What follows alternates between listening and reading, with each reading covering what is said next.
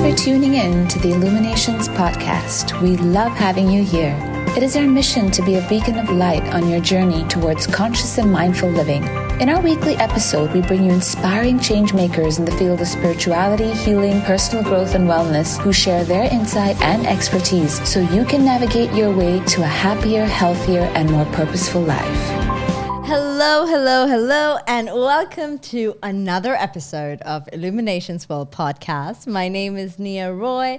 I'm your host. I'm a clinical hypnotherapist. I am a handwriting analyst as well as a family constellation facilitator here at Illuminations. So just like before, we are back with another episode, but this time I am extremely excited to talk about this very unique topic.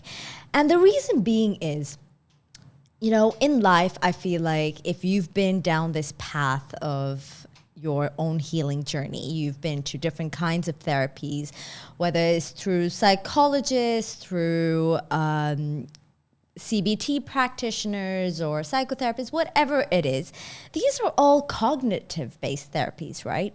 But there are other forms of therapy, such as energy work. And a lot of the time we hear about sound therapy, we hear about Reiki, but what if there is more to Reiki than what we actually know of? What if there is more to energy work than what we are aware of?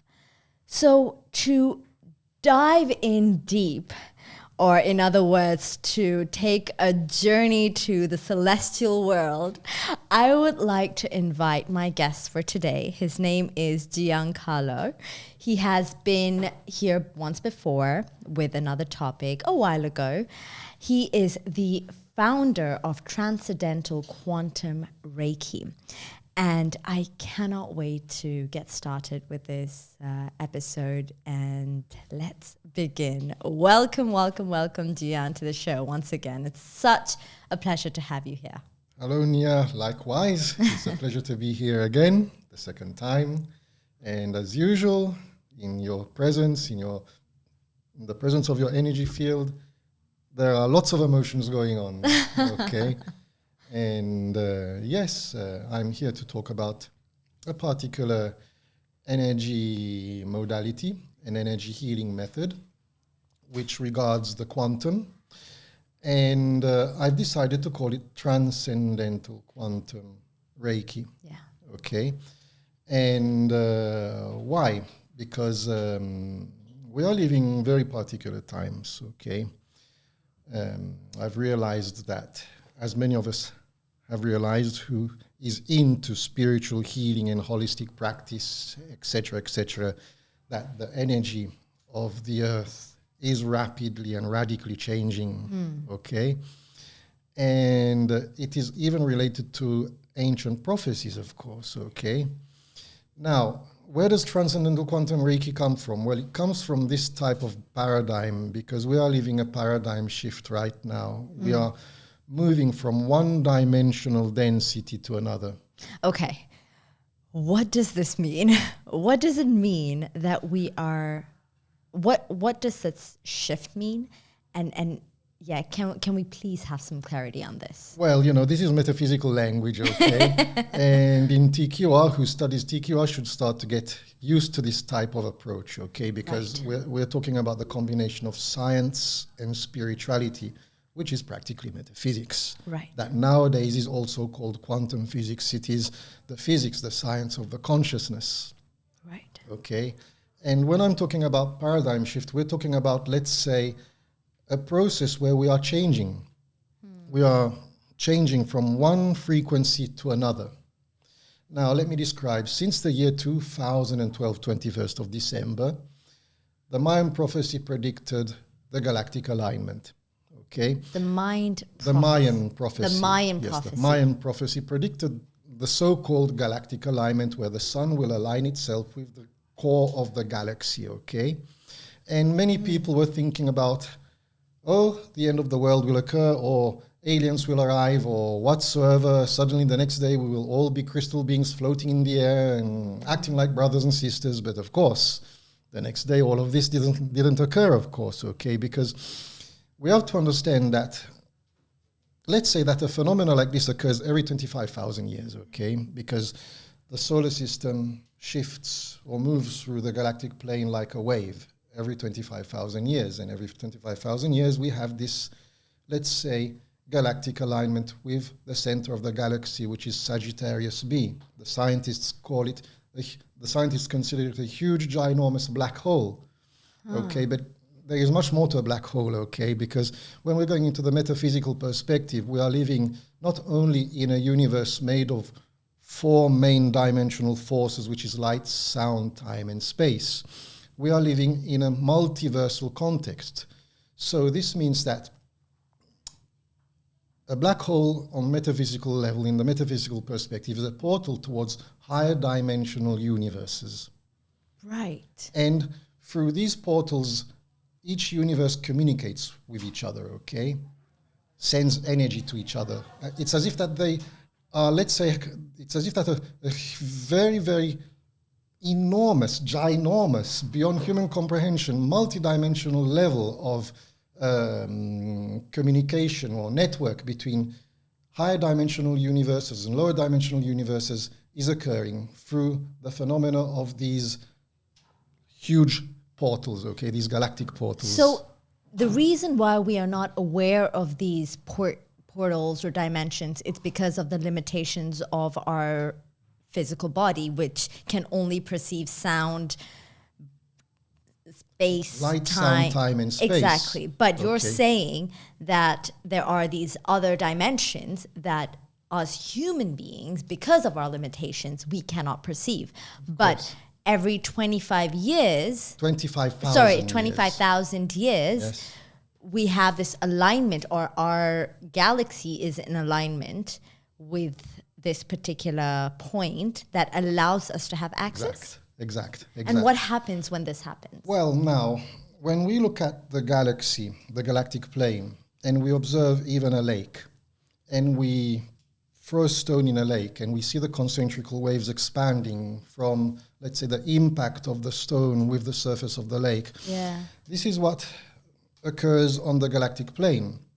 This portal brings in information from a higher dimensional universe and creates a rippling effect throughout all the galaxy. It translated into gravity waves, okay? Quantum gravity waves. And through these gravity waves, there are certain subatomical particles called tachyons, which are messengers, okay? They convey information from one universe to another. These are called tachyons. Yes, these are subatomical particles that are of the group of tachyons. It's a very long thing to explain. Okay. But what do? They are non-locative, okay? They exist in this dimension, but they exist in other multiple dimensions at the same time. Yes, exactly, okay? This is the non-locative Rosen-Heisenberg theory. Oh, wow. And through these gravity waves, they convey instantaneously, okay, information from one dimension or one universe to another, universes that have higher dimensions, for an example, okay? So our universe is still very young. It is evolving, and it is the reflection of how we are evolving on the level of the consciousness. And from when this alignment occurs, we are receiving these waves, these gravity waves from the galactic core, okay? It is conveying a certain frequency that I personally like to call the frequency of the Archangel Metatron, or the Metatron frequency, okay? Now, it is a frequency that elevates the vibrational frequency of the consciousness due to certain, let's say, chain reaction of events, okay? Because what happens? This energy comes in, okay? It is on the ultraviolet spectrum, and it is considered, let's say, a highly cleansing, destructive, and transformative and evolutive energy in the cosmos. Yeah. Okay? It is even also considered the energy of revelations, where practically when we are emerged in this energy, when we are receiving this energy, we are questioning ourselves, right? We have always kept our subconscious mind locked up according to the issues that we have to resolve. But the subconscious mind is very much like a Pandora's box. And we can't stop scratching the surface anymore. And once this energy comes, it reveals exactly who you are. So it invites us to open our Pandora's box. It just opens that lid and says, okay, now it's time to make your quantum jump. It's time to make your paradigm shift from one dimensional level to another. The vibrational frequency has risen, and now you've got all of this bubbling up. What to do with it now? Okay? And many people are questioning themselves. Even people in the rational, they're starting to question their choices in life because they're starting to feel that something isn't quite right. Yeah. According to what they have done throughout all their lifetimes. Because we are going through a momentum that seems initially a bit traumatic because chaos is happening around the world. Mass media wants to depict us in a world which is totally out of order, in chaos, wars and stuff like this, etc. But of course, we have to understand that when we're talking about the old world order, tied to the old paradigm, to the old dimensional frequency, somehow they're trying to keep humanity back into that frequency. But now an unstoppable phase is going on. So there's a natural shift. It's a natural shift going on, okay? It's inevitable that the caterpillar becomes a cocoon and the cocoon becomes a butterfly. This is the butterfly effect that we are living now, okay? So would I be wrong to assume that, let's say, events like COVID or mass destruction is all part of the shift where certain souls are unable to adapt to the shift? Do you reckon that's part of the reason? Now, I firmly believe that we are living in a perfectly convergent system. What does that mean? The universe is the utmost perfect, intricate, beyond human comprehension, multi-dimensional, organized system. And it knows what it's doing. It's practically the very nature of our field consciousness, beyond human comprehension. And every single thing that occurs has a purpose, okay? We are not living in a chaotical context. Universe creation isn't made out of chaos. We are not a casual, let's say, manifestation. Life isn't something casual. Human life, neither, okay? It is all related to a perfectly organized convergent system, okay? Where everything that occurs is a convergence, is a portal. Like COVID, for an example. There is a Japanese saying that says, if the worst occurs, try to understand it and to make the best out of it. You understand? So always looking for the silver lining. Of course. And what does this mean? Always looking for the silver lining. Trying to understand the disadvantage, which is a doorway to a greater advantage.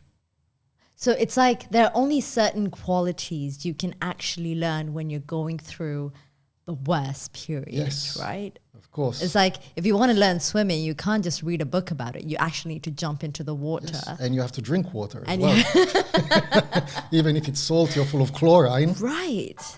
But when people are in their hardest periods, they would see it like everything's crumbling, everything's not working out for them, and sadly a lot of people take their lives, but it's the failure to see the silver lining. Well, you see, the failure to see the silver lining is how we were educated throughout centuries and centuries and centuries to not believe in the concrete fact that we are all the embodiment of the divine. And this makes us multidimensional beings of light of infinite possibilities. This is the very nature of the soul. We haven't been educated into this. We have been educated into a way where the divine is separated from the human nature, and the human nature has to pray and beg to the divine, hoping that the divine does something to this hopeless child to get along with his life or her life. You see, the main issue is hopelessness, you understand? Feeling helpless and feeling hopeless. And of course, this triggers many hijacking systems of the ego. And for an example, the first thing is not taking, let's say, responsibility. So not taking charge. Yes, not taking charge of the situation, responsibility on the situation, facing it to understand the basic principles of human behavior, the human behavioral system, to understand in what type of universe we live in, to then have the key to then to elevate our vision and perception of ourselves and around, which is elevating the vibrational frequency of the consciousness, tapping into the consciousness on its nature as field consciousness on a higher dimensional perspective. And of course, it's years and years and years of intuitive, introspective work that goes on. Because I was going to say, patience and observance. Because I was going to say, let's say when someone is feeling, or when you are feeling helpless and you can't take charge, a lot of it is because you are afraid of what's the outcome, or not having the skills or the resources, essentially coming down to the fear, right? Yes, of course. So how does one get past that fear when you're in the crux of it and when you feel so hopeless? How do you get past? How do you see the light at the end of the tunnel? Well, you see, now we're talking about shadow work. Okay, we're talking about shadow work, which I like to call assertive training as well, okay? Because this is what it's all about. Shadow work, according to the shamans, in modern days, we like to call it assertive training. But, when people start to make decisions and then they feel frightened, they feel insecure, what do? They just scratch the surface and run away and turn their backs. Mm-hmm. And the mind is very suggestionable in its moment of weakness to external, let's say, external factors, like other people saying, are you sure that it's the right choice? Oh, I learned that my uncle did this and he didn't make it. Or, yeah, my brother tried it and he failed, and so I don't really think that it's a good idea for you as well, okay? But we don't understand the sense of what about us? And this is the greatest challenge nowadays, okay? What about us, okay? And it's a question of overcoming fear, a question of understanding what, taking courage, of being responsible of ourselves, to then have that clear vision and down to ground attitude to walk through our fear, to permit fear to walk by us, and to make fear become our ally, and in the end transform it into our strength and assertiveness and wisdom. Would you say another reason why perhaps could be because if you take responsibility, because you mentioned we have to take responsibility, but taking responsibility comes with acknowledging the fact that it was your fault, or, it has to do with you. So would you say we subconsciously choose to become a victim because we don't want to face the reality that it was our fault? Well, let's say that choosing to become a victim cannot be necessarily our authentic choice, but it's rather a coping mechanism of our subconscious mind that comes from unresolved issues of past generations. That's how I see it, okay? Yeah.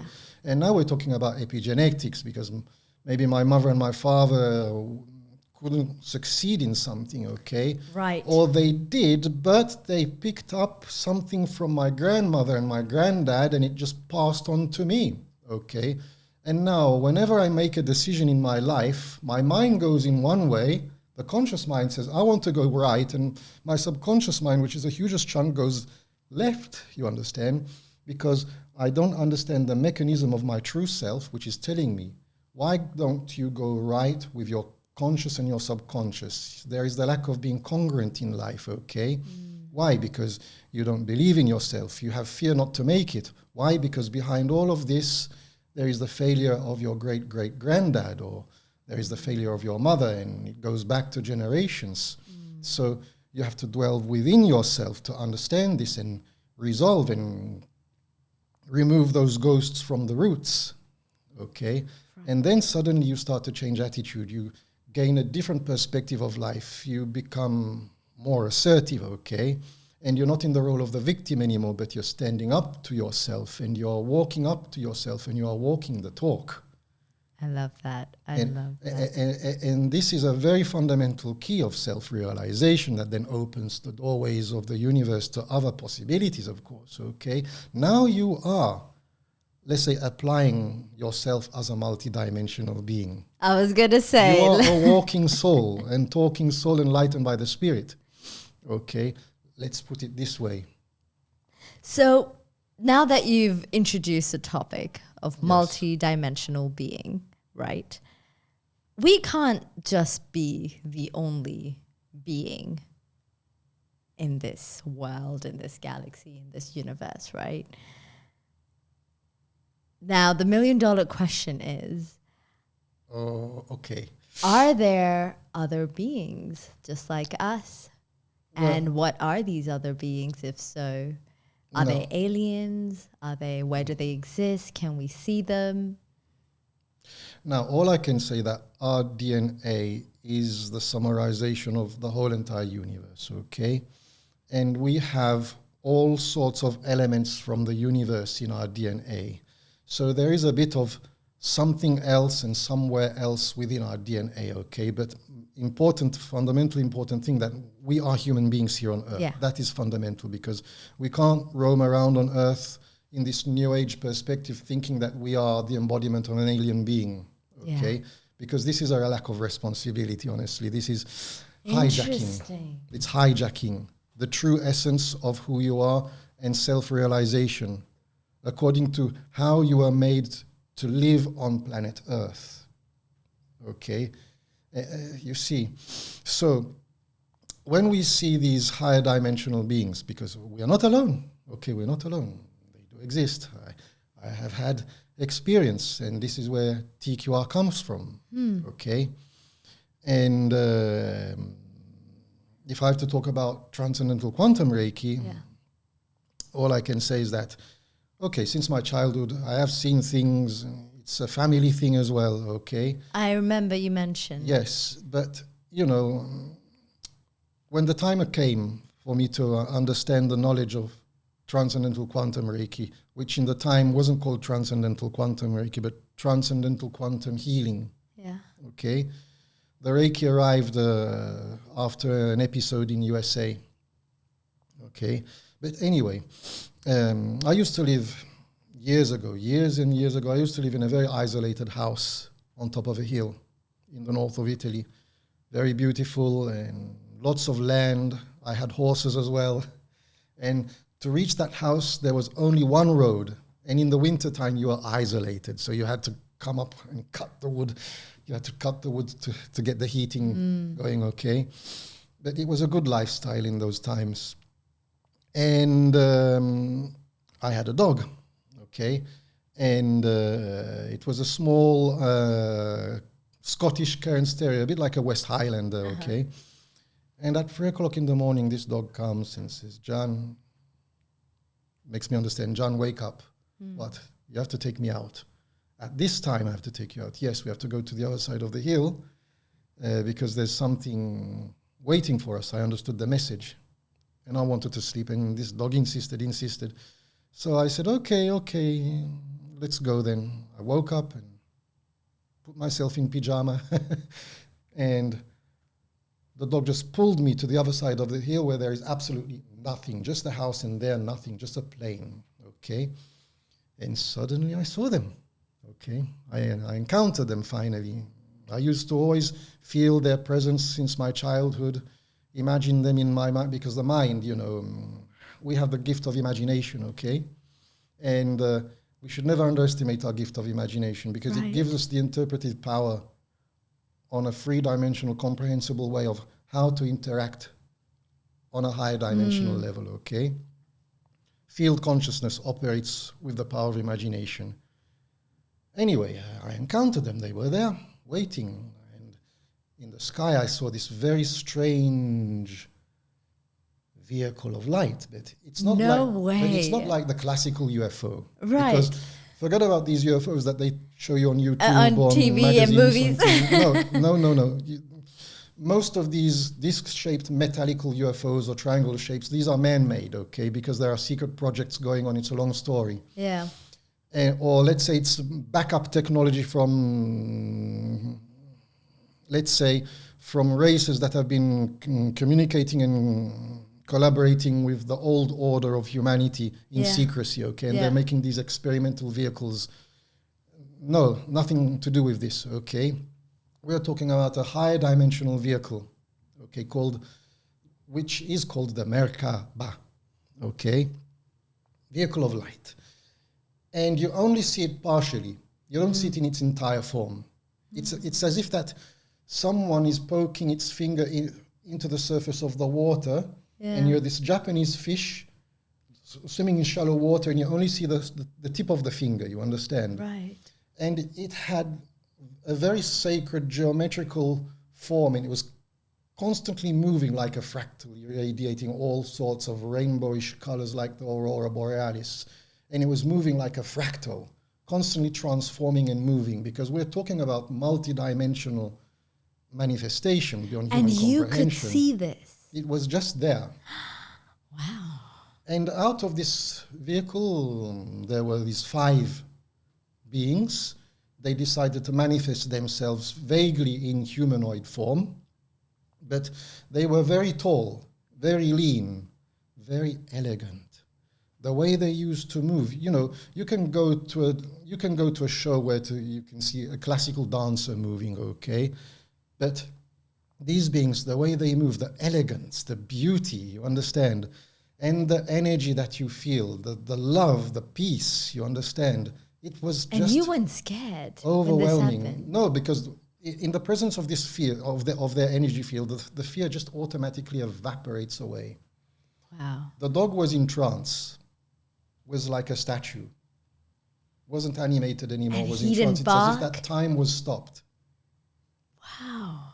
And one of these beings came to me, and if you see them, they look like the embodiment of the whole entire universe. It's like seeing nebulae and colors moving within them. They have no eyes, no mouth. It's just a pulsating light and energy all around. And they communicate from third eye to third eye. Okay? Now, they made me understand that their form of communication between them is not compatible to our human brain, because in one fraction of a second, a being like this communicates information in between them that corresponds to the whole entire history of the galaxy. Wow. And this is multidimensional communication. If our brain has to receive just a fraction of this, it's paralysis. You're a vegetable after, okay, for the rest of your life. So what do? From third eye to third eye, they start transmitting codes, activating codes, sacred geometrical patterns, and you don't even understand what's going on. It's just rapid successions. And you're just there in trance receiving this, okay? Yeah. And it just lasted a few seconds. After this, they just disappeared in a blink of an eye. And the dog was reanimated again, okay? And I thought, so you took me here for this then? And the dog was looking at me like that. And what does all this mean? And I was quite obsessed for the next upcoming days because it was so tangible. When you live the astral projection of the mind, okay, it's more imaginative process of journeying, okay? Yeah. It's just a partial experience of what you can understand there. This is the astral projection. But when you live this type of experience, which is so tangible, as if it really happened, how can you not believe, okay? Anyway, I went back to bed, couldn't sleep all night. A day passed, 2 days. What is this all about? I was so obsessed for 1 week, 2 weeks. After that, after a month, I just got fed up and I started not to think about it anymore. And I thought, okay, maybe it was really something out of my somehow imagination, maybe, okay. I started to hijack myself, okay. But then suddenly I started to get a pen and paper and I created the first handout of TQR. That's how this was created. Yes, my hand started to move automatically. I went into automatic scripture and I created the first handout of TQR. That then was applied initially in a school run by me and my ex-wife called the School of the Crystalline Angels, which was a 1.5 year program to create professionally accredited holistic practitioners. I started to apply it the basic principles amongst those students to see effectively if it worked, okay? Because before you, let's say, apply the modality outwards, you have to see if it really works, okay? Because, you know, we have to take our work very seriously, of course, okay? We're not woo-woo. So what exactly is different about TQR to conventional energy healings or Reiki and so on? What's different about this, and what does it do? What's unique? Well, calling it different is quite a thing, really. But it makes us understand on a deeper way how the mechanics and how the physics, on metaphysical perspective, on quantum level, these energy modalities work, okay? Mm-hmm. Now, if we talk about the higher heart chakra, for an example, okay? We have always learned that there are 7 chakras. Yeah. Okay. But there is this missing link, okay? The chakra of revelation sits in between the throat and the lower heart chakra. Where is it, okay? Now, since the times of Atlantis, okay? Since the times of Atlantis, we had this energy part, this higher heart chakra, very, very active. It was the most active chakra. Mm-hmm. And it powered up automatically all the other chakras in a way that in those times you didn't need to undergo long meditations or do any whatsoever holistic ritual to reactivate your chakras again because you've gone for a stressful day or whatsoever. So you just need to activate. You were constantly this way, okay, constantly this way. And this is called unconscious competency, okay, because there's the conscious competency of work, and we are very much entangled in this because now you have to work on yourself constantly, okay, to feel better with yourself, to tackle your emotions, to realign your chakras again. But then going through a certain activating process, it takes you through a dimensional shift, okay, because now it addresses your consciousness towards a higher dimensional level of vibration where you enter the level of unconscious competency, where you don't have to wake up and do long processes or do any rituals. You've got this part activated, and you just have to step into the awareness of how this part is activated and automatically whoosh. And do you teach us how to do this in TQR? Yes, in TQR it's the fundamental from level 1, okay? Wow. And it is based upon the concept of how black holes work, which are portals, okay? I like to call it divine singularity, right? Okay, and it's a new way to define what the divine is all about. Okay, God, Allah, Manitou, Odin, whatsoever. Okay, the power of unconditional love and peace, oneness, divine singularity. Yeah. Okay, and this is the higher heart chakra. It is the divine portal of infinite possibilities. It makes us who we are on multi-dimensional level. It activates our awareness of the authentic power of our soul that we have lost since the downfall of Atlantis. Wow. So now, through this galactic alignment, we are receiving this information from this energy, this Metatron energy, which is reawakening ourselves again and giving us another chance. Okay, giving us another chance. And of course, when this part is activated, you realize that it has a particular sacred geometrical form to it. Okay, and it is also known to be the Metatron cube or Merkaba of life, and it spins at an incredible speed in its correspective directions because it represents the divine masculine and feminine aspect of oneness. Okay, and it makes you become a constant portal, a battery, a divine battery of, let's say, this energy on cosmic level that you convey through you and you transmit to other people, recreating the very conditions of the very heart of creation in between your hands, which is translated into the Merkaba.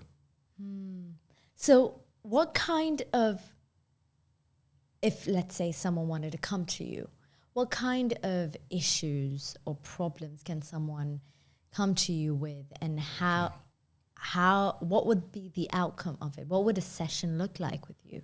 Well, I've noticed, now we have to understand that each person is subjective, okay? Subjective to themselves. We all come from a different background and blah, blah, blah, okay? But all I can say that throughout my experience, it has healed many types of issues. It has helped and facilitated many people in all sorts of issues, emotional issues, relationship issues, physical issues. Let's say, it is quite universal, okay? It doesn't work only on one issue, that it works on a vast spectrum of issues. But the good thing is that when this energy flows, it's like on automatic pilot. It's as if that this divine presence, okay, or this, let's say, divine singularity, which is, of course, the energy of oneness, it already knows everything, knows where to go. A TQR practitioner, when they generate this divine device in between their hands, okay, because the energy flows this way and then it ends up in between their hands, okay, it practically goes inside the person and it gives feedback on how it's healing the person, why and where it's going, and why it's going there, and how it's healing, and where are the origins. So somehow it's vacuuming away through gravity all the unresolved issues. It is transforming these unresolved issues into the necessary healing energy, or that then ripples out like concentrical waves throughout the person, okay? But at the same time, it's giving feedback through the third eye of the practitioner. The practitioner may see flashes of childhood issues, past life issues, especially when it goes in certain areas like the causal chakra, it's the access to the akashal fields where past lives pop up, and even timeline therapy can occur as well, okay? And timeline therapy is very interesting because we have to understand that past lives are holograms, okay? We are living in a simulation. We are living in a holographic universe. And the memory of the soul, it's the hard disk of the soul, is a quantum memory unit, which stores the holographical, let's say, memory of all of creation within it, okay? But according to its light, according to its experience throughout the universe from the very beginning until now. So can past lives be just a part of you, but in a different dimension? Is that a possibility? Both ways, okay? Now, if we talk about past lives, okay, we're talking about what the soul has stored up on quantum memory level, okay, in the akashal field. And TQR goes and brings divine order into this context, okay, where you may see even a past life changing and a new duration being created that then changes the present time of the timeline of the person, if the soul consents this to happen. Otherwise, sometimes past lives are like ghosts that need to be accompanied to a peaceful death, okay, in this case. It takes away the pain and they are accompanied to a peaceful death, and then it just dissolves away. But when we're talking about parallel universes, this is another perspective, because we're talking about the possible doppelgangers of ourselves, okay? Because parallel universes do exist, and I've discovered, science is discovering this, and I apply this into my practice. And of course, when we go into this divine singularity, it becomes an access portal to infinite parallel possibilities where there are countless, numerous versions of ourselves living their own lives. But what does it do as well? This is quite interesting. Let's say, according to what the person needs, it becomes a portal towards a parallel universe where there is the utmost better version of that person. Okay? According to what that person needs, according to what that person needs to integrate.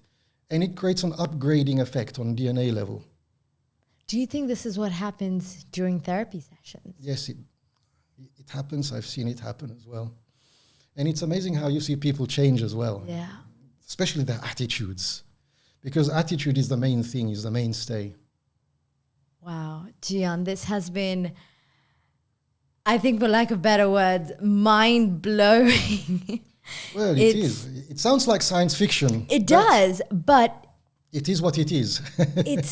I feel like there is so much we could go into, but unfortunately we have to come to an end. But we would love to have you back. Yes. But before we end the episode, any last words for our listeners? Any last words? Well, all I can say is thank you for listening to me. Okay. And all I can say, always trust the divine. It's a leap of faith.